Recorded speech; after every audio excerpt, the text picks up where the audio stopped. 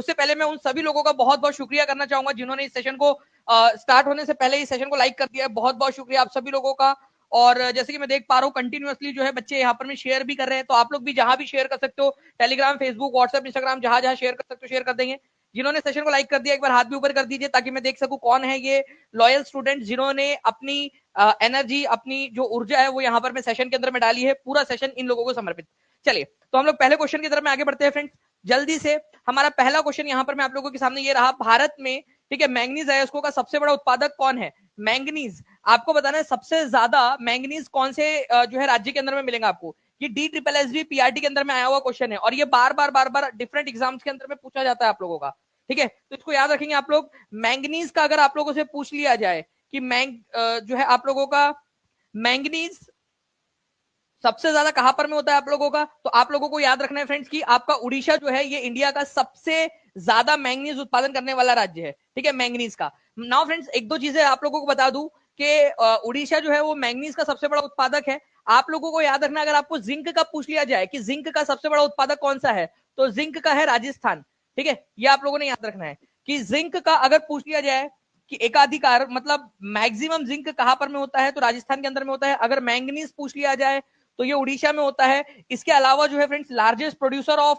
Bauxite, ठीक है। Bauxite क्या होता है आपका? बॉक्साइड जो है फ्रेंड्स आप लोगों ने याद रखना है ये एल्यूमिनियम जो है उसका अयस्क है, उससे एल्यूमिनियम निकलता है, ठीक है।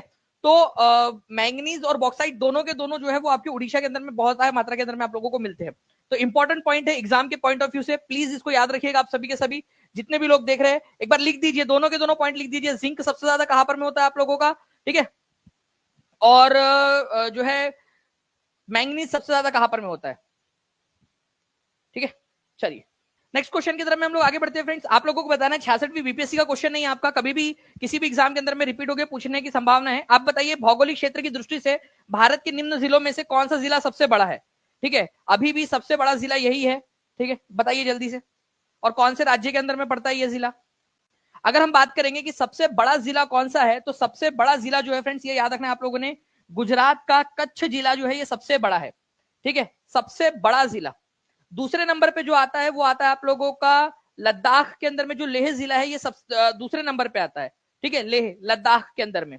लेकिन सबसे बड़ा जिला अगर बात करेंगे तो कच्छ है अभी भी, 45,652 ठीक है स्क्वायर किलोमीटर है, 45,652 स्क्वायर किलोमीटर इसका एरिया है, ठीक है। और जो लेह है, अभी लेह को तोड़ने की बात चल रही है, लेह को और छोटे छोटे डिस्ट्रिक्ट में बांटने की बात, बट अभी तक हुआ नहीं है। जब वो होगा, ठीक है, तब मैं आपको बता दूंगा। अभी जनवरी 2025 के अंदर में केवल और केवल प्रपोजल है ये, आगे जाकर हो सकता है, ठीक है, कि कभी इन फ्यूचर जाकर वो लेह को जो है छोटे छोटे हिस्सों में तोड़े, बट अभी जस्ट एक प्रपोजल है। लेह अभी 45,000 ठीक है आपका 100 स्क्वायर किलोमीटर के साथ में दूसरे नंबर का जो है सबसे बड़ा जिला है, ठीक है, लद्दाख के अंदर में। तो ये आप लोगों को याद रखना है, सबसे बड़ा कौन सा है अभी फिलहाल के अंदर में, ठीक है, कच्छ जिला, गुजरात के अंदर में कच्छ जिला। ये आप देख सकते हो यहाँ पर में गुजरात के अंदर में कच्छ जिला जो है वो सबसे बड़ा है आपका। नाउ नेक्स्ट क्वेश्चन जो है फ्रेंड्स आपको बताना है निम्नलिखित में से कौन सी मिट्टी ज्यादातर भारत की नदियों की घाटियों और तटीय मैदानी इलाकों तक सीमित है। देखो ध्यान से समझना आप लोग, कोई भी एक नदी है, ठीक है, जब वो नदी बहती है ना तो अपने साथ में बहुत सारी चीजें जो है वो उखाड़ कर लेकर चलती है वो, स्पेशली जब वो पहाड़ी इलाकों से आती है। मैं आपको दिखाता हूँ यहाँ पर मैं इस तरीके से, ठीक है, ये आप देखिए ये नदी है। नदी जब पहाड़ी इलाकों से आती है या जो ऊपर वाले जो ऊपरी इलाके हैं जनरली हिमालय वगैरह से, उधर से जब आती है तो अपने साथ में बहुत सारी चीजें इरोड करके लेकर आती है, ठीक है, अपने साथ में लेकर आती है। और बाढ़ के रूप में वो जब भी बाढ़ आती है उस नदी के अंदर में तो वो चारों तरफ में फैला देती है, या फिर जनरली जब वो समुद्र में मिलने वाली है तो उसके तट के ऊपर में फैला देती है। ऐसी मिट्टी को आप लोग कहते हो एलुवियल सॉइल। एलुवियल सॉइल कहा जाता है उसको, एलुवियल सॉइल हिंदी में उसको कहते हैं जलोढ़ मिट्टी, ठीक है, जलोढ़ मिट्टी।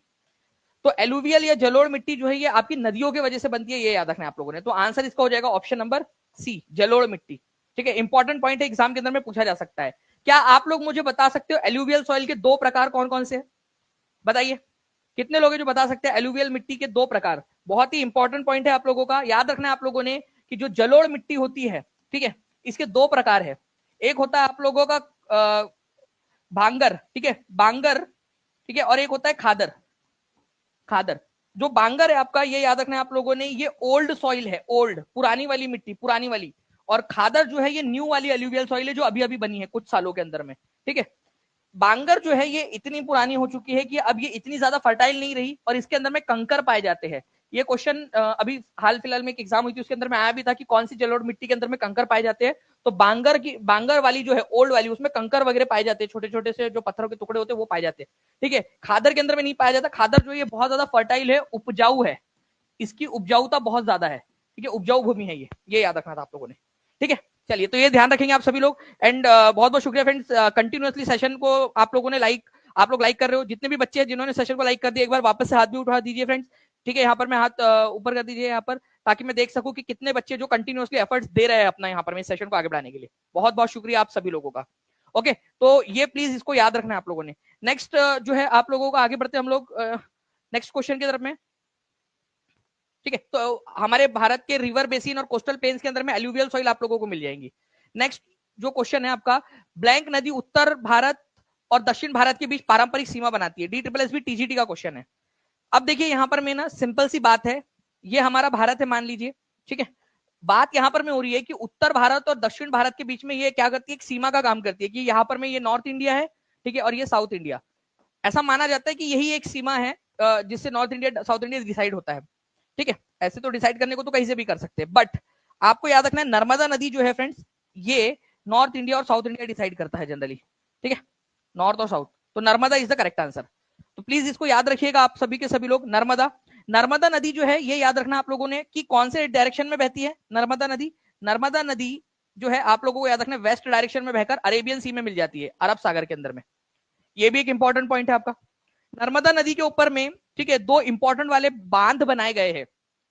एक बनाया गया मध्य प्रदेश के अंदर में इंदिरा सागर डैम, इंदिरा सागर डैम। ठीक है, और एक बनाया गया है गुजरात में सरदार सरोवर डैम, सरदार सरोवर डैम। तो इंदिरा सागर डैम कहां पर में अगर ये क्वेश्चन पूछ लिया जाए तो ये नर्मदा नदी पर है मध्य प्रदेश के अंदर में। अगर आपसे पूछ लिया जाए सरदार सरोवर डैम ठीक है कहां पर में है, तो नर्मदा नदी पर है लेकिन गुजरात वाले साइड के अंदर में। तो ये दो भी प्लीज इसको याद रखेंगे आप लोग, इंदिरा सागर डैम और सरदार सरोवर डैम, दोनों के दोनों नर्मदा नदी के ऊपर में। सभी लोग जल्दी से लिख देंगे कमेंट के अंदर में। ठीक है, इंपॉर्टेंट है क्योंकि ये अच्छा, नर्मदा नदी कहां से निकलती है ये भी याद रखना है आप लोगों ने, अमरकंटक से निकलती है। अमरकंटक, अमरकंटक नाम की जगह है, अमरकंटक प्लेट्यू से, माइकल हिल्स के अंदर में वहां से निकलती है अमरकंटक प्लेट्यू से नर्मदा नदी, जबलपुर के पास से। ठीक है, ये भी याद रखना है आप लोगों ने। चलिए नाउ फ्रेंड्स आगे बढ़ते हैं हम लोग यहाँ पर में हमारे नेक्स्ट क्वेश्चन की तरफ में। ठीक है, भारत की कौन सी नदियां बंगाल की खाड़ी में गिरती है। ठीक है, तो बताइए इनमें से कौन सी जोड़ियां आप लोग लगा सकते हो जो बंगाल की खाड़ी में जाकर मिलती है।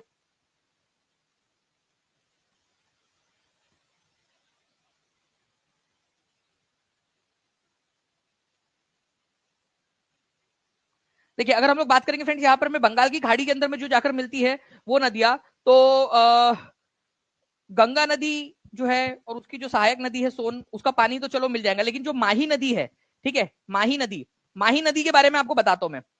आप लोगों को याद है मैंने पिछले लेक्चर में आप लोगों को विंध्या और सातपुड़ा के बारे में बताया था। तो यहाँ पर मैं सातपुड़ा के ऊपर से मध्य प्रदेश में से ठीक है एक नदी निकलती है माही नदी, ऊपर की तरफ में जाती है राजस्थान की तरफ में, फिर उसको याद आता है उई माँ मैं कहा जा रही हूँ ये। ठीक है, फिर वो वापस आती है और इस तरीके से गुजरात में जाकर गुजरात होते हुए माही नदी ठीक है ये अरब सागर में जाकर मिल जाती है। तो माही नदी अरब सागर में मिलती है, बंगाल की खाड़ी में नहीं।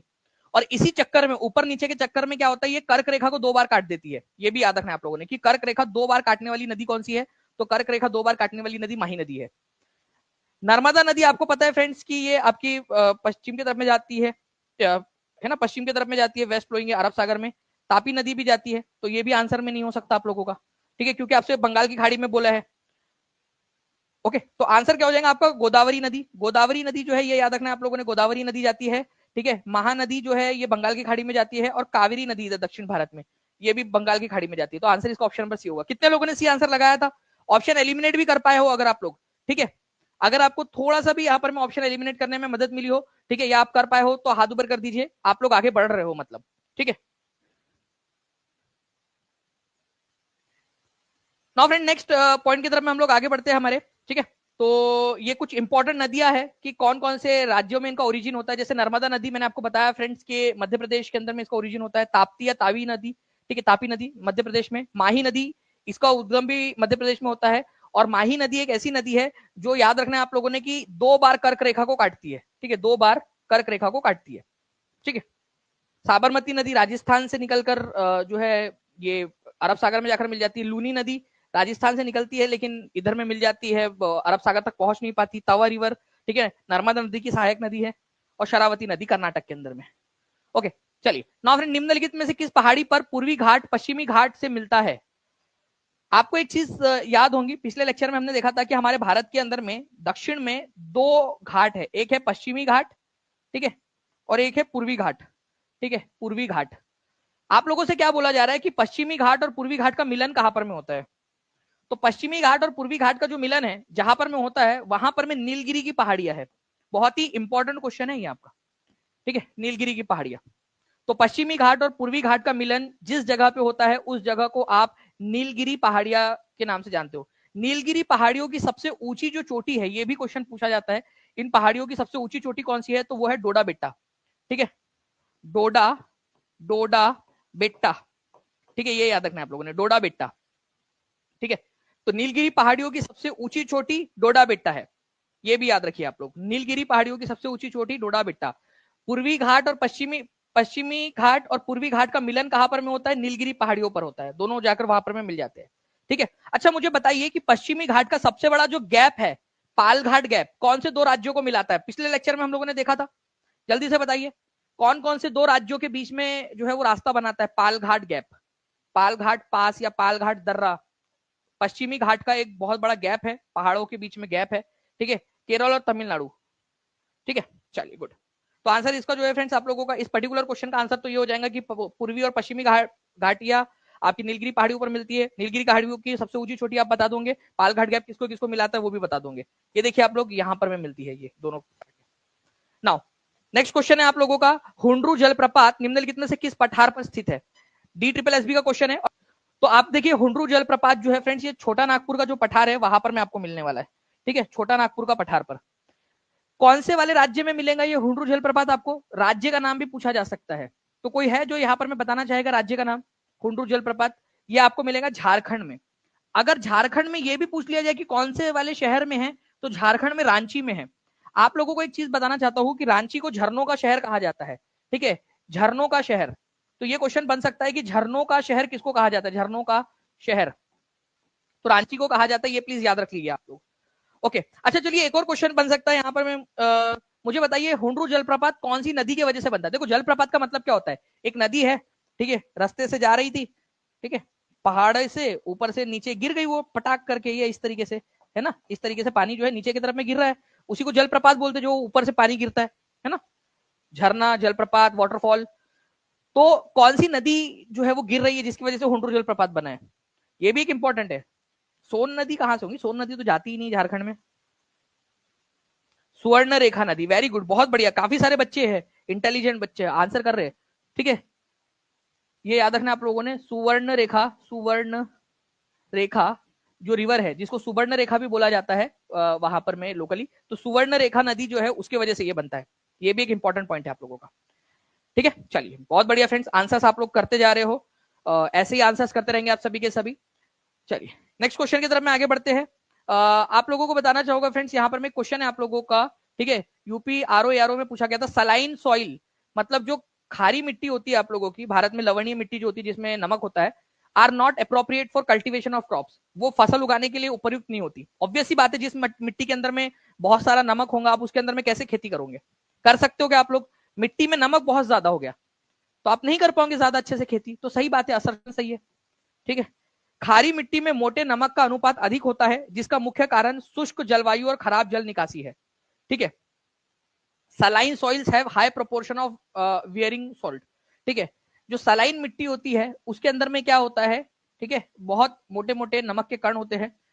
एक्चुअल में ये नमक के कण आते कैसे है? बहुत ज्यादा ड्राई क्लाइमेट है तो क्या होगा कि जो पानी है, ठीक है, मिट्टी में का, वो पानी वाष्पीकरण होकर उड़ जाएगा और पीछे में नमक छोड़ जाएगा, पीछे में नमक छोड़ जाएगा, तो मोटे मोटे दाने बन जाते हैं नमक के वहां पर में। ओके, तो ये एक चीज है आप लोगों की, तो बताइए आंसर क्या होगा?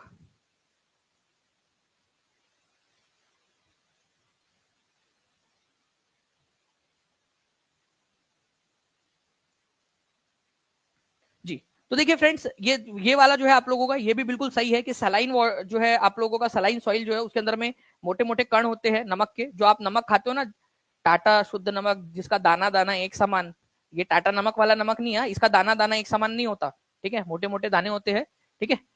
और वो पहले आता था एक गाय छाप नमक, कितने लोगों ने देखा है? गाय छाप नमक, अलग अलग प्रकार के नमक आते थे, कितने लोगों ने देखा है ना? सस्ता मिलता था, गवर्नमेंट टाइप का नमक। तो आजकल तो आयोडीन नमक के चक्कर में नमक के दाम बहुत ज्यादा बढ़ गए हैं, अदरवाइज पहले सस्ते नमक मिलते थे, तो उसमें होते थे मोटे मोटे दाने। तो ए और आर जो है दोनों के दोनों सही है, और both A and R are true, and R is the correct explanation of A, कि सलाइन सॉइल या जो खारी मिट्टी है वो आप लोगों की अप्रोप्रिएट नहीं होती कल्टीवेशन के लिए। क्यों नहीं होती? क्योंकि उसमें मोटे मोटे नमक के दाने होते हैं, सिंपल रीजन दिया हुआ है आप लोगों का। तो सी इज द करेक्ट आंसर, ठीक है। तो 36% लोगों ने सही आंसर लगाया है, और ये एक्चुअल ARO का क्वेश्चन है आपका 12 फरवरी 2024 को जो पेपर हुआ था उसका, और ऑफिशियल आंसर की के अंदर में भी आंसर सी आया था इसका, कि दोनों के दोनों सही है, और आर जो है वो ए का करेक्ट एक्सप्लेनेशन है, ठीक है। R is the correct explanation of A, ठीक है।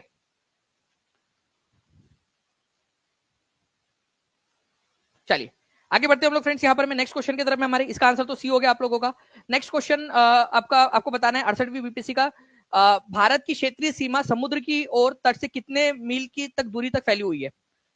ये जनरली एक कन्वेक्शन है, ठीक है, ये याद रखना है आप लोगों ने, कि अगर कोई भी जो है सीमा है, समुद्री सीमा, ठीक है, तो वो कहां तक फैली हुई होती है उस देश की, मतलब समुद्र के अंदर में भी कहां तक वो फैला हुआ होता है, ये आप लोगों को बताना है, चाहे इधर हो चाहे इधर हो, ठीक है।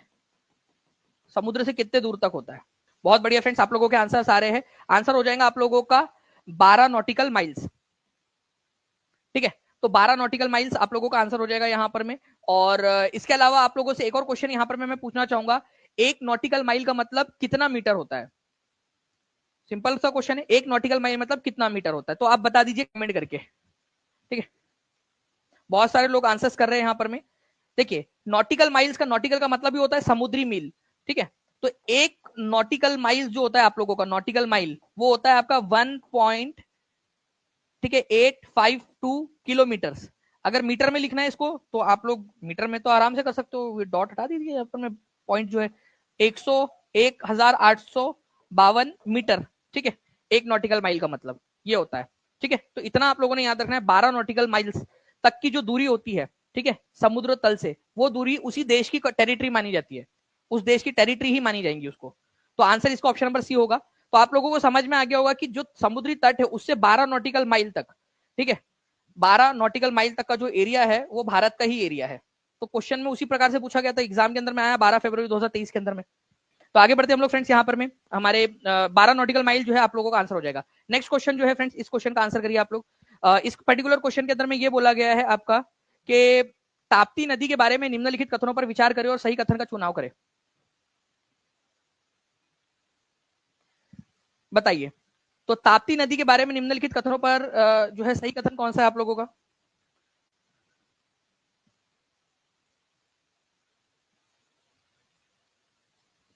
देखिए अगर हम लोग बात करेंगे फ्रेंड्स ताप्ती नदी के बारे में, तो ताप्ती नदी जो है मध्य प्रदेश में से निकलती है, ठीक है, और अरब सागर के अंदर में जाकर मिल जाती है ना, इस तरीके से। अगर हम रफ एक ड्रॉ भी करेंगे तो भी इस तरीके से ये होता है। तो तमिलनाडु तो इधर साइड में, तमिलनाडु का तो सवाल ही पैदा नहीं होता, ठीक है, सवाल का जन्म ही नहीं हुआ अभी तक तो इसमें तमिलनाडु तक जाने का, ठीक है। The river originates from Multai in Betul district of Madhya Pradesh, Madhya Pradesh के बैतुल से ये ओरिजिनेट होती है, ये बिल्कुल सही है आप लोगों का, ठीक है। और दूसरी चीज आप लोगों ने ये याद रखना है कि उकाई डैम जो है आपका इसी नदी पर बना हुआ है, गुजरात के अंदर में उकाई डैम, उकाई डैम इसी नदी के ऊपर में कंस्ट्रक्ट किया हुआ है। तो सी भी आप लोगों का सही है, तो बी और सी दोनों के दोनों सही है। तो आंसर क्या हो जाएगा? आप लोगों ने क्या सीखा, ये चीज देखिए, आप लोग क्या सीखा, आप लोगों ने, आप लोगों ने ये सीखा कि ताप्ती नदी कहां से निकलती है। मैं जो जो सवाल पूछ रहा हूं वो जवाब आप लोग देते जाइए, आपका देखिए क्वेश्चन क्लियर हो जाएगा। मैं लास्ट में फिर से ये क्वेश्चन आप लोगों के लिए दे दूंगा। आप बताइए कि ताप्ती नदी कहां से निकलती है? मध्य प्रदेश से निकलती है, मुल्ताई नाम की जगह, बैतूल डिस्ट्रिक्ट में मध्य प्रदेश की। उसके बाद में ये मध्य प्रदेश महाराष्ट्र से होते हुए गुजरात में जाती है, 3 राज्यों में से मध्य प्रदेश, थोड़ा सा हिस्सा उसका महाराष्ट्र में आता है, फिर गुजरात में चला जाता है, ठीक है, और फिर अरब सागर में जाकर मिल जाती है सूरत के किनारे पर, सूरत शहर इसी के किनारे पर बसा हुआ है। ये हो गया आपका। दूसरा, उकाई डैम कौन से नदी पर बना हुआ है? गुजरात के अंदर में, ये क्वेश्चन हो गया। उकाई डैम कौन से राज्य के अंदर में, ये क्वेश्चन हो गया आप लोगों का, ठीक है। तो इस पर्टिकुलर पॉइंट को भी आप लोग याद रखिएगा। उकाई डैम कौन से नदी पर बना हुआ है? उकाई डैम उकाई डैम कौन से नदी पर है? अपने आप में क्वेश्चन बनेगा ये, तो प्लीज ये याद रखिएगा आप लोग। क्या पूछूं मैं आप लोगों से कल ये क्वेश्चन, उकाई डैम कौन से नदी के ऊपर में है? ठीक है, याद रखना आप लोगों ने, ताप्ती नदी पर बना है, सभी लोग लिख देंगे, और गुजरात राज्य के अंदर में है। तो आंसर इसका जो है बी और सी हो गया। तो आप लोगों का जो सही आंसर हो जाएगा वो हो जाएगा more than one of the above. ठीक है, more than one of the above.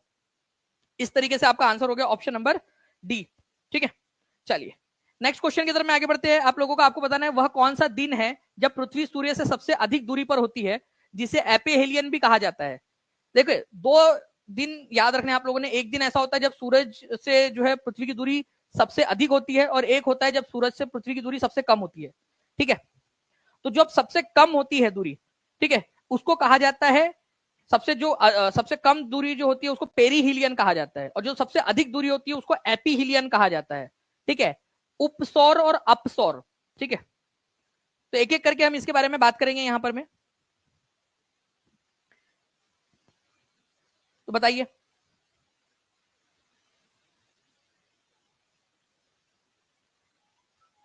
तो देखिए अगर मैं बात करूं यहां पर मैं आप लोगों का फ्रेंड्स की पेरीहिलियन या जो आपका जो अपसौर जिसको आप लोग कह सकते हो, वो कौन से तारीख को होता है? तो वो जनवरी के अंदर में होता है, 4 जनवरी को। लेकिन अगर आप लोगों से एपीहिलियन या उपसौर की बात करें आप लोगों से, ठीक है, तो ये कब होता है आप लोगों का? सबसे अधिक दूरी जो होती है ये होती है 4 जुलाई को। ठीक है, 4 जुलाई, 3 और 4 जुलाई को आता है ये कभी, क्योंकि 29 फरवरी आ गई, 29 फरवरी का, तो 3 जुलाई को भी आ जाता है ये। 3 से 4, 3 जुलाई, या फिर ठीक है, या 4 जुलाई को आता है ये। तो दोनों में से एक ऑप्शन आप लोगों को दिया रहेगा, दोनों एक साथ नहीं दिए रहते कभी भी। ठीक है, तो ये आप लोगों ने याद रखना है, आंसर इसका ऑप्शन नंबर ए हो जाएगा। ध्यान से देखिए आप लोग यहां पर में, जब सबसे कम दूरी होती है तो वो समय चल रहा होता है आपका जनरली जनवरी का। ठीक है, ओके, तो जनवरी के अंदर में पेरीहिलियन होता है आप लोगों का, और एपीहिलियन होता है आप लोगों का जुलाई के महीने में। ठीक है, इतना भी आप लोगों ने याद रख लिया तो आप लोगों को बाकी की सारी चीजें याद हो जाएगी। तो 4 जुलाई के करीब जो है आप लोगों का एपीहिलियन होता है।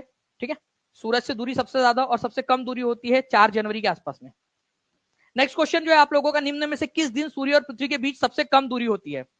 मैंने आपको बताया फ्रेंड्स कि 3 से 4, 3 और 4 ये दो तारीख आप लोगों ने पकड़ के रखनी है। ठीक है, जो भी ऑप्शन में दिया हुआ है आपको महीना अगर याद है तो आप लोग कर लोगे आराम से। ये 3 और 4 ये दो तारीख आपको बताया मैंने। ठीक है, 3 तारीख और 4 तारीख पकड़नी है आप लोगों ने, वो डिपेंड करता है कि आपका कौन सा, पिछले साल कौन सा था या उस साल कौन सा। अगर मान लीजिए कि उस साल लीप ईयर है तो वो 4 जुलाई हो जाएगा, और अगर मान लीजिए कि उससे पहला वाला लीप ईयर था तो वो 4 जनवरी हो जाएगा, अदरवाइज 3 जनवरी रहता है। तो जनवरी का महीना आंसर होगा आपका ऑप्शन नंबर 3।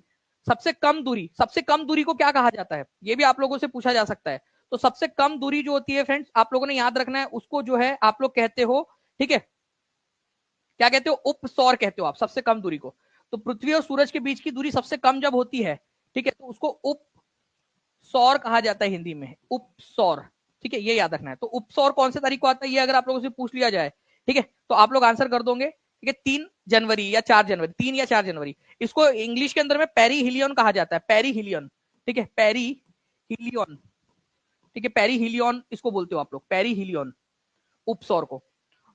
Okay, perihelion. और एपीहिलियन किसको बोलते हो आप लोग? एपीहिलियन जो है ये कहते हो अपसौर को।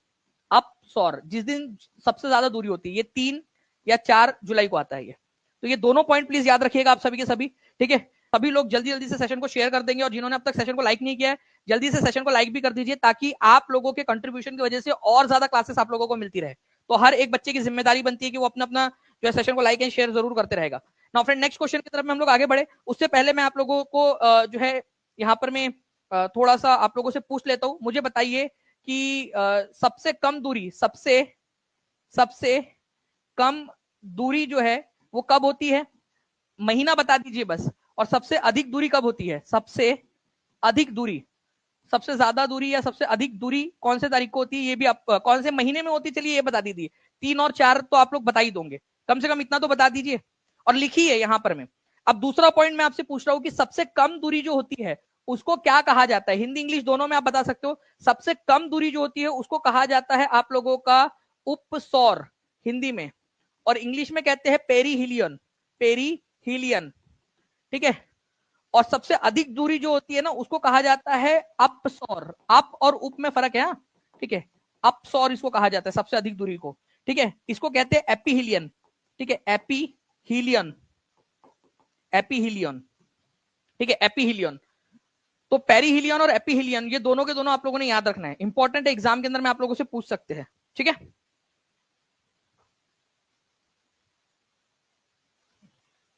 चलिए, तो ये आप लोग यहाँ पर मैं देख रहे हो फ्रेंड्स कंटिन्यूअसली कि किस तरीके से एक समय दूरी कम होती है और एक समय दूरी ज्यादा होती है। इसकी रिवीजन जितना ज्यादा करोगे उतना ज्यादा याद होता जाएगा आप लोगों को। तो कितने लोग चाहते हैं कि इसको रिवाइज भी करा दूं? अगर आप लोग चाहते हो तो मुझे बता देना, मैं जो है सब्सिक्वेंट जो लेक्चर्स रहेंगे उसके अंदर में रिवीजन के साथ में आपको कराता रहूंगा, ठीक है। तो आप लोग हाथ ऊपर करके मुझे जरूर बता दीजिएगा। नेक्स्ट क्वेश्चन की तरफ में आगे बढ़ते हैं फ्रेंड्स। पृथ्वी और चंद्रमा के बीच की न्यूनतम दूरी को क्या कहा जाता है? ध्यान से समझिए आप लोग। जैसे सूरज और पृथ्वी के बीच में जो दूरी है, ठीक है, वो कम ज्यादा होती है, ठीक है, अंडाकार है। वैसे ही पृथ्वी और चंद्रमा के बीच में भी दूरी कभी कम होती है, कभी ज्यादा होती है। तो पृथ्वी और चंद्रमा के बीच में जो सबसे न्यूनतम दूरी होती है, ठीक है, उसको क्या कहते हैं? ठीक है,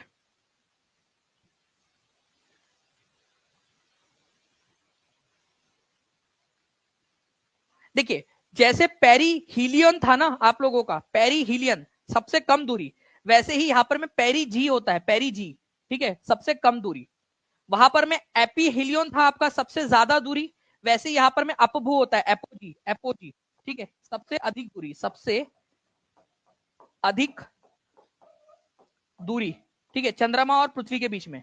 और ये सबसे कम दूरी, सबसे न्यूनतम वाली, ठीक है। तो अगर आपने एक भी याद रख लिया तो आपको याद हो जाएंगे। जैसे वहां पर में था उपसौर, ठीक है, आप लोगों का सबसे कम दूरी को उपसौर बोल रहे थे आप लोग, ठीक है, वैसे यहां पर में उपभू बोलेंगे। और वहां पर में सबसे जो अधिक दूरी थी उसको अपसौर बोला जा रहा था, यहां पर में अपभू बोलेंगे, ठीक है, अपभू। ऐसे याद रखना है आप लोगों ने। तो इस तरीके से अगर आप लोग करोगे तो आपको आराम से याद हो जाएगा। और मैं आप लोगों को बता दूं फ्रेंड्स की क्या ये याद करना जरूरी है? जी बिल्कुल। एक एक क्वेश्चन आपको हजारों बच्चों से आगे पहुंचाएगा। अगर चीजें आसान होती, ठीक है, बहुत ज्यादा आसान होती, ठीक है, तो हर कोई कर लेता। आपको अपॉर्चुनिटी वही मिलती है जहां पर में चीजें टफ होती है, ये चीज याद रखना है आप लोगों ने हमेशा।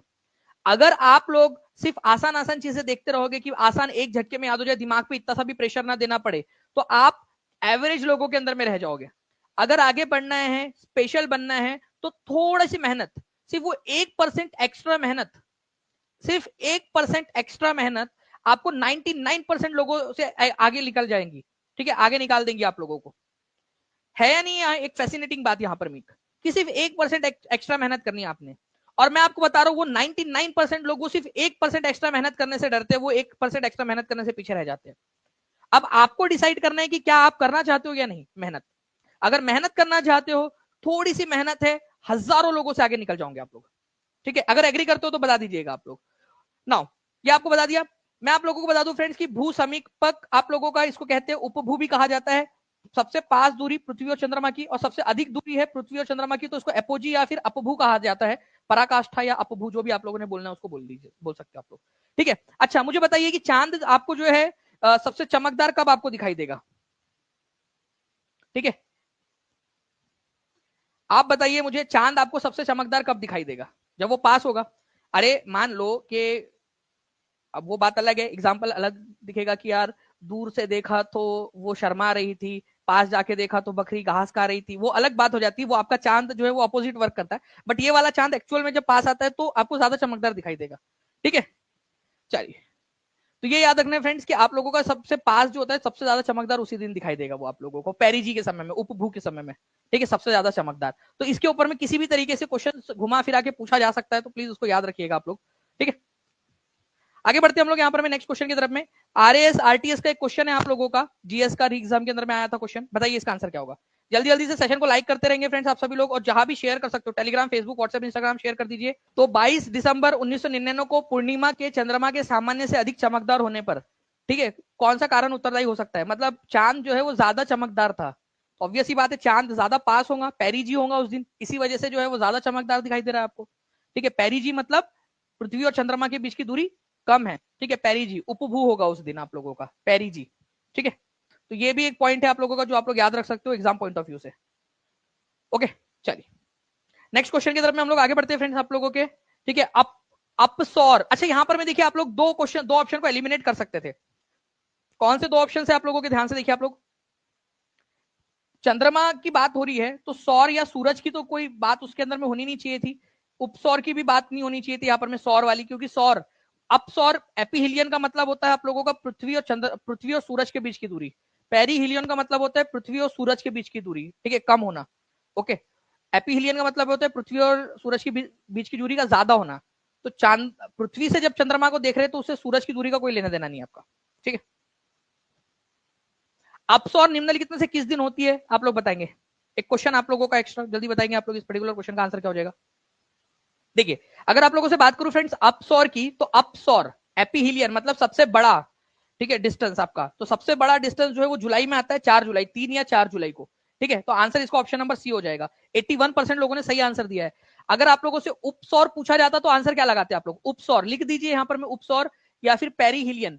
पेरीहिलियन जो है आप लोगों को कौन से दिन आता है, अगर आप लोगों से ये क्वेश्चन पूछ लिया जाता तो आप लोग क्या आंसर लगाते, उपसौर या पेरीहिलियन का आंसर क्या लगाते आप लोग, ठीक है। दोनों आंसर्स आप लोग लगा देंगे जल्दी जल्दी से। चलिए आगे बढ़ते हैं हम लोग। यहां पर में निम्नलिखित में से किस वर्ष प्लूटो को उसकी ग्रह की स्थिति से हटा दिया गया था, मतलब उसको पहले ग्रह माना जाता था, ठीक है। एक जमाना था जब बुक्स के अंदर में पढ़ाया जाता था कि सोलर सिस्टम में 9 ग्रह है, ठीक है, लेकिन अब 8 ग्रह पढ़ाए जाते। प्लूटो पहले ग्रह के रूप में पढ़ाया जाता था, है ना, लेकिन अब आजकल की पुस्तकों के अंदर में प्लूटो को जो है ड्वार्फ प्लेनेट बोला जाता है और 8 ही सोलर सिस्टम के अंदर में हम लोग ग्रह मानते। तो पहले कब तक इसको जो है ग्रह माना जाता था, तो आप लोगों को याद रखना है फ्रेंड्स की 2006 तक इसको जो है ग्रह की सूची में रखा गया था। 2006 में इसको ग्रह की सूची से हटा दिया गया। ये भी एक अलग कहानी है। एक्चुअल में बात यह है कि जो ग्रह होने के लिए जो कंडीशंस चाहिए होती है, ठीक है, प्लूटो वो उसको कंप्लीट नहीं कर रहा था, ठीक है। पहले तो पूरा राउंड शेप हो, ठीक है, आपका स्फीयर टाइप का, ऑलमोस्ट स्फीयर हो, उसके बाद में अपने आसपास के एरिया को साफ रखता हो, इतनी उसके अंदर में ग्रेविटी हो, उसके बाद में एक स्पेसिफिक जो है ऑर्बिट के अंदर में सूरज की परिक्रमा करता हो, ठीक है। तो ये सारी चीजें जो है वो पूरी नहीं कर पा रहा था, इसी वजह से 2006 में इसको हटा दिया गया और इसको ड्वार्फ प्लेनेट में रखा गया है। और ऐसा नहीं कि ये अकेला बौना ग्रह है, ऐसे टोटल 5 बौने ग्रह है हमारे सोलर सिस्टम के अंदर में, 5 बौने ग्रह, ठीक है। ये क्वेश्चन आप लोगों का बिहार पुलिस एसआई के अंदर में आया था फ्रेंड्स, तो और भी एग्जाम्स के अंदर में पूछा जा सकता है, इसको याद रखेंगे आप सभी, ठीक है। से तो आप लोग सेशन को लाइक भी करते रहेंगे और जहां जहां शेयर कर सकते हो शेयर भी करते रहेंगे सभी के सभी लोग। चैनल को सब्सक्राइब भी कर देना है आप लोगों ने। तो ड्वार्फ प्लेनेट जो है टोटल 5 है friends, Makemake Haumea, Ceres, Eris, Pluto, ठीक है। तो प्लूटो को बोला गया कि भाई तुम्हारे 4 भाई और है, ठीक है, तुम अपने 4 भाइयों के साथ में रहो, ठीक है, ड्वार्फ प्लेनेट या बौने ग्रह की सूची के अंदर में, ठीक है। Make Haumea, Ceres, Eris, Pluto, ठीक है, ये 5 बौने ग्रह है। ना निम्नलिखित में से कौन सी नदी यमुना नदी की सहायक नदी नहीं है, यमुना नदी की सहायक नदी नहीं है। केवल 9 लाइक्स दूर है हम लोग यहाँ पर में भी 2000 से 1991 हो चुके हैं लाइक्स। देखिए अगर मैं बात करूं यहाँ पर मैं आप लोगों से, यमुना नदी की सहायक नदी नहीं है। अगर आप लोगों को एक चीज पता होती सोन नदी के बारे में तो आप लोग बहुत आसानी से इस पर्टिकुलर क्वेश्चन का आंसर लगा पाते। देखिए अगर मैं बात करूं आप लोगों से एक प्लेटू की, जिसको अमरकंटक प्लेटू कहा जाता है, मैं आपसे एक नदी के बारे में बताऊंगा, आप दूसरी नदी के बारे में आप बताना। मध्य प्रदेश के अंदर में यहां पर में है अमरकंटक प्लेटू, माइकल हिल्स के अंदर में। यहां से एक नदी निकलती है सोन नदी, ठीक है, सोन नदी, और वो गंगा नदी के अंदर में मिल जाती है, गंगा नदी के अंदर में जाकर, ठीक है। और यमुना जो है वो भी गंगा में ही मिलती है। तो सोन नदी जो है आपने याद रखना है कि गंगा की सहायक नदी, वो डायरेक्टली गंगा में जाकर मिलती है, गंगा नदी के अंदर में मिलती है, यमुना में नहीं मिलती, ठीक है। तो कौन सी नदी यमुना की सहायक नदी नहीं है, ठीक है, तो सोन नदी यमुना की सहायक नदी नहीं है क्योंकि वो डायरेक्टली गंगा में मिलती है, पटना के पास में, बिहार में। ये आप लोगों को याद हो गया। अब जो है फ्रेंड दूसरा पॉइंट देखिए आप लोग, मैंने आपसे पूछा कि एक और नदी है जो यहां से ही निकलती है अमरकंटक प्लेट्यू से, लेकिन इधर साइड जाती है और अरब सागर में जाकर मिल जाती है। बताइए वो दूसरी नदी कौन सी है, ये कौन सी नदी है जिसके बारे में मैं बात कर रहा हूं, अमरकंटक प्लेट्यू से ही निकलती है। आज ही इसके बारे में हमने बात की है, आज ही लेक्चर के अंदर में। तो अमरकंटक प्लेट्यू से एक तरफ से तो सोन नदी निकलती है जो गंगा की तरफ में चली जाती है, ठीक है, और दूसरे तरफ में है नर्मदा नदी, ठीक है, जो अरब सागर की तरफ में चली जाती है। अमरकंटक प्लेट्यू से ही निकलती है, आसपास से हुई है, माइकल हिल्स है यहाँ पर में, माइकल की पहाड़ियां, और वहां पर में अमरकंटक प्लेट्यू, अमरकंटक प्लेटू है, उस प्लेटू के ऊपर में, उस पठार के ऊपर में माइकल हिल्स है, माइकल पहाड़ियां है। तो अमरकंटक प्लेटू और माइकल हिल्स में से, ठीक है, सोन नदी और नर्मदा नदी दोनों निकलती है, ठीक है। तो ये दोनों पॉइंट आप लोगों को याद रखने, इंपॉर्टेंट है, एग्जाम के अंदर में पूछे जा सकते हैं आप लोगों से, ठीक है। आप लोगों का हिंडन नदी, बेतवा, चंबल और केन, ये यमुना की सहायक नदी है। आप लोगों को दिखाना चाहूंगा मैं, ठीक है, एक एक करके बात करते हैं। ये देखिए ये है यमुना नदी, दिख रही है आप लोगों को यमुना नदी, ठीक है। यमुना नदी और गंगा नदी का संगम कहां पर में होता है, जल्दी बताइए कौन सी जगह है जहां पर में संगम होता है यमुना और गंगा का। अभी वहां पर में कुंभ मेला भी लगा हुआ है, ठीक है, यमुना और गंगा नदी का जो संगम है ये इलाहाबाद या प्रयागराज के अंदर में होता है, ये याद रखना है आप लोगों ने फ्रेंड्स।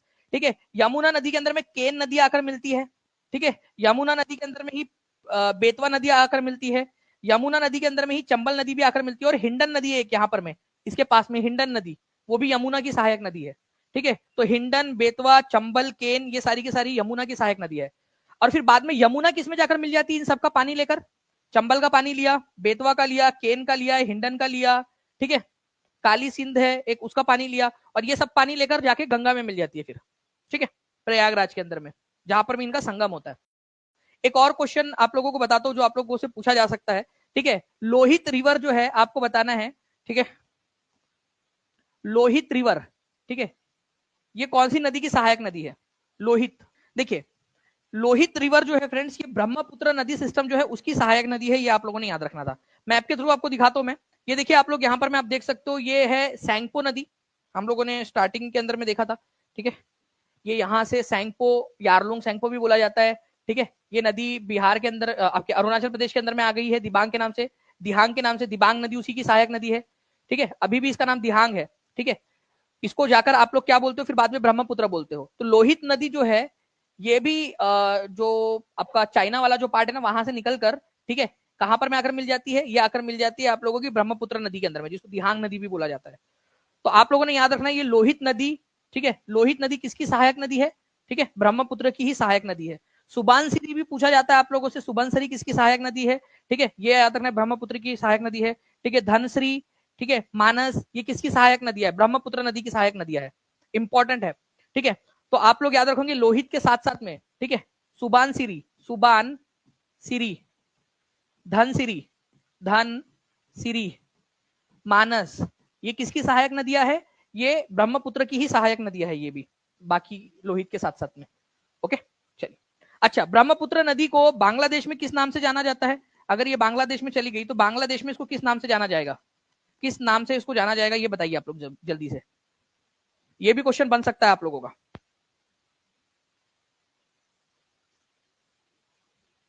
ओके, चलिए, बहुत बढ़िया कुमारी संध्या रानी जी, लिखते हैं ये इसी तरीके से कमेंट के अंदर में भी जब आप लिखते हो तो आप लोगों को चीजें याद हो जाती है। ठीक है, चलिए, तो जमुना नदी के नाम से उसको जाना जाता है, ये याद रखना था आप लोगों ने। नाउ, तो ये जो है फ्रेंड्स आप लोगों का जो है आज का लेक्चर था। मैं आप लोगों को बताना चाहूंगा यहाँ पर मैं कुछ क्वेश्चंस है आप लोगों से पूछना चाहूंगा कि प्लूटो को ग्रह की सूची से कौन से साल हटाया गया था? ठीक है, प्लूटो को कौन से साल था, ईयर था जिससे उसको ड्वार्फ प्लेनेट घोषित किया गया था, ये आप लोग बता देंगे मुझे। ठीक है, इसके अलावा जो है आप मुझे बताइए कि कौन सा दिन है जब अपसौर होता है आप लोगों का? ठीक है, उपसौर और अपसौर, ठीक है, उपसौर और अपसौर, ये कौन कौन से दिन होता है? एक बार वापस से भी आप लोग जाकर देख सकते हो लेक्चर को, अगर आप लोगों ने फिर से देखना है, थोड़ा पीछे करके अगर आप लोग देखना चाहो तो आप देख भी सकते हो। ठीक है, तो आप दोनों के दोनों बता दीजिए मुझे। ठीक है, अपसौर और उपसौर। तो उपसौर जो है फ्रेंड्स, इसको इंग्लिश में आप लोग पेरीहिलियन कहते हो, पेरीहिलियन। ठीक है, और इसको एपीहिलियन, ठीक है, एपीहिलियन, एपीहिलियन। ठीक है, तो कौन से महीने में होता है एटलीस्ट ये तो बता दो कम से कम। ठीक है, सूरज से सबसे अधिक दूरी जो होती है उसको एपीहिलियन कहते हैं, सबसे कम दूरी होती है उसको पेरीहिलियन कहते हैं। ठीक है, तो आप लोग बताते जाएंगे कमेंट के अंदर में जल्दी जल्दी से। आप लोग मुझे बताइए कि 1 नॉटिकल माइल्स का मतलब कितना होता है? 1 नॉटिकल, नॉटी, ठीक है, नॉटिकल, ठीक है, नॉटिकल माइल मतलब कितना मीटर, कितना मीटर, या आप ये भी बता सकते हो कितना किलोमीटर।